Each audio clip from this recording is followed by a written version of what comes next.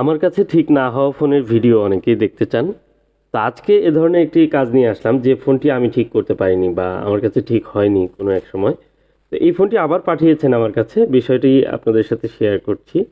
আর এই ফোনটি যখন ১ম পাঠান উনি হচ্ছে এই ফোনটি পাঠিয়েছিলেন ২০২২ সালের জুলাই মাসে। তো যখন ২০২২ সালের জুলাই মাসে ফোনটি পাঠান তখন এই ফোনটি ওনার লোকাল শহরে জাস্ট খোলা হয়েছিল, কোনো কাজ করা হয়নি। উনি আমাকে জানিয়েছেন। তো ফোনটি আমি সিপিইউ, RAM, স্টোরেজ সবকিছুই রিভলভ করেছিলাম বাট ফোনটি অন হয়নি।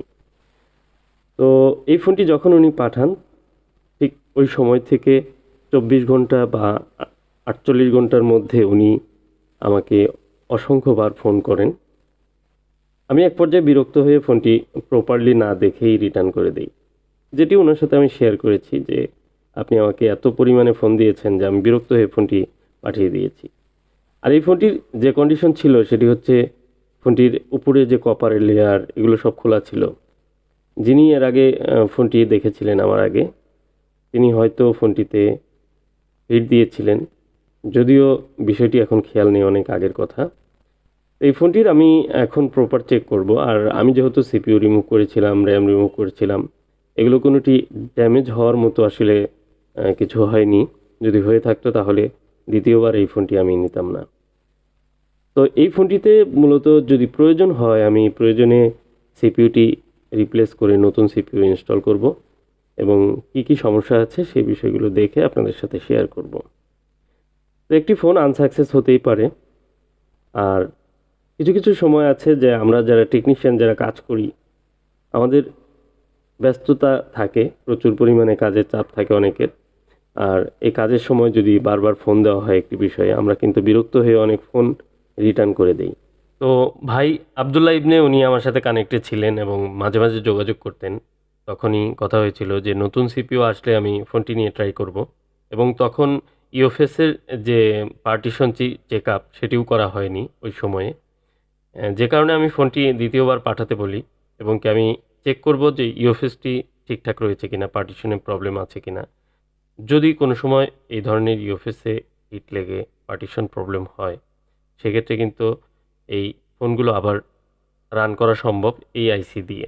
আর এই বিষয়ে কিন্তু আমি কয়েকটি ভিডিওতে কথাও বলেছি যে আপনি খুব সুন্দরভাবে আইসিটি রিমুভ করেছেন, কোনো ড্যামেজ হয়নি। আবার RAM, CPU, স্টোরেজ সবগুলোই ঠিকঠাক আছে কিন্তু ফোনটি অন হচ্ছে না। ফোনের রিডিং যদি ভালো থাকে মনে হচ্ছে যে ফোন অন হওয়ার মতো একটি রিডিং আসে। মানে একদম শর্ট হয়ে যায়নি বা ওভার রিডিং হয়নি। তাহলে আমার মনে হয় যে এই ফোনগুলোর আ স্টোরেজ আইসিটি বা পার্টিশনগুলো চেক করা প্রয়োজন রয়েছে। কারণ এখান থেকে অনেক ফোনই কিন্তু আবার রিকভারি করা সম্ভব। তো এই ফোনটির ক্ষেত্রেও সেরকম কিছু আমি আশা করছি এবং কি সেরকম কিছু যদি হয় তাহলে ভাই আবদুল্লাহর জন্য অনেক আ সুখবর। আর যদিও উনার সাথে আমার একটি ভালো বিল কন্ট্রাক্ট হয়েছে। কিন্তু আমি এই ফোনটিতে যতটা সম্ভব চিপ রেটে কাজটি করে দেওয়ার চেষ্টা করব।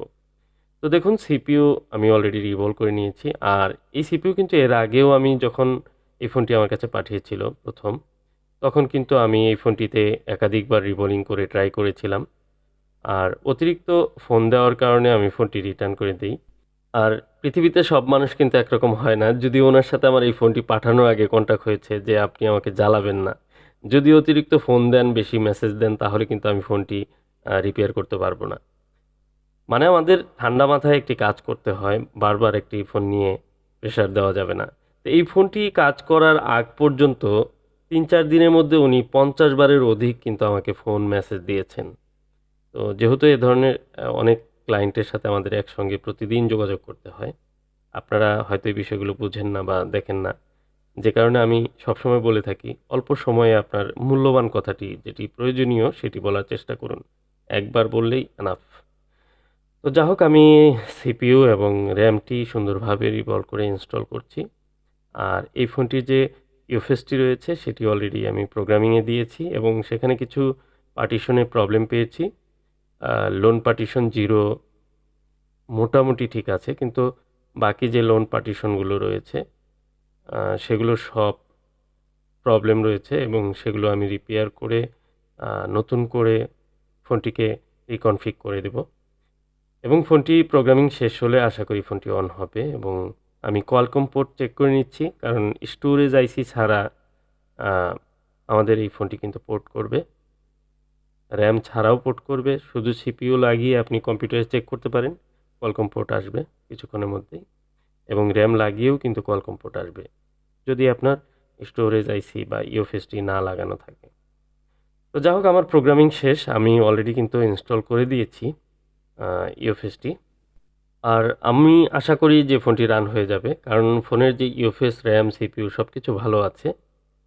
পার্টিশনের প্রবলেম হয়েছিল, যেটি দেখুন ফোনে লোগো চলে আসছে।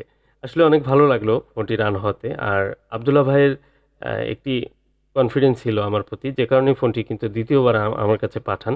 আর এই ফোনটি মূলত আমি কাজ করেছিলাম, আইসিতে কোনো ড্যামেজ হয়নি, কিন্তু এই ফোনটির যে উপরের কপারের যে একটি পেপার থাকে সেটি খুলে ফেলার কারণে হয়তো আইসিতে কাজ করার সময় হিট লাগতে পারে, যে কারণে পার্টিশনের প্রবলেমগুলো দেখা দিতে পারে। দ্বিতীয় হচ্ছে যে আমার আগেও যে ফোনটি দেখেছিল সে হয়তো একটু হিট দিয়ে ট্রাই করতে পারে।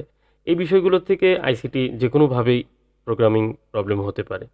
তো আমি সব মিলিয়ে আমি নতুন করে এই ফোনটিতে সফটওয়্যার ইনস্টল করলাম, এবং কি ফোনের সমস্ত যে সফটওয়্যারের প্রোগ্রামিংয়ের কাজগুলো রয়েছে সমস্ত কিছু কমপ্লিট করে আমি এখন আপনাদের সামনে দেখাচ্ছি। আসলে এই সফটওয়্যারের কাজগুলো একটু দীর্ঘ সময় লাগে, যে কারণে ভিডিওগুলো অনেক সময় স্কিপ করতে হয়। তো আশা করি এই বিষয়গুলো আপনারা বুঝতে পারবেন। মূল ব্যাপার হলো যে এই ফোনটি একসময় আনসাকসেস হয়েছিলাম, আর এখন আবার সাকসেস হলাম। তো আজকের যে জ্ঞানটি আমার কাছে নেই, হয়তো সেই জ্ঞানটি কালকে আসতে পারে। সেম একই অবস্থা আপনারও হতে পারে, যে বিষয়টি আপনি জানেন না হয়তো কালকে সেই বিষয়ে আপনার অনেক বেশি জ্ঞান থাকবে। যা হোক, গাংনী মেহেরপুর থেকে আবদুল্লাহ ভাইয়ের ফোনটি যেহেতু রান হয়েছে, তো ভিডিওটি আসলে উনি চেয়েছিলেন যে ফোনটির ভিডিওটি নিয়ে আসার জন্য। আর আমি ফোনটি কমপ্লিট করেই ওনাকে আমি কনফার্ম করে দিলাম, এবং আজকেই ফোনটি ওনার হাতে পৌঁছে দেব, পাঠিয়ে দিব। তো একটি আনসাকসেস কাজকে দীর্ঘদিন পরে হলেও সেটি সাকসেস করার অনুভূতিটি আমার ভালো লাগলো। তো আসলে আপনাদের সাথে শেয়ার করলাম, আপনাদেরও আশা করি ভালো লেগেছে। ভালো লাগলে অবশ্যই লাইক প্রেস করে দিবেন। আর দেখুন যে ক্যামেরা সহ সব কিছু ঠিকঠাক রয়েছে। এ ধরনের সমস্যাগুলো যদি ফ্রেশ কন্ডিশনে থাকে ফোনগুলো, তাহলে পাঠিয়ে দিতে পারেন, ঠিক হয়ে যাবে ইনশাআল্লাহ।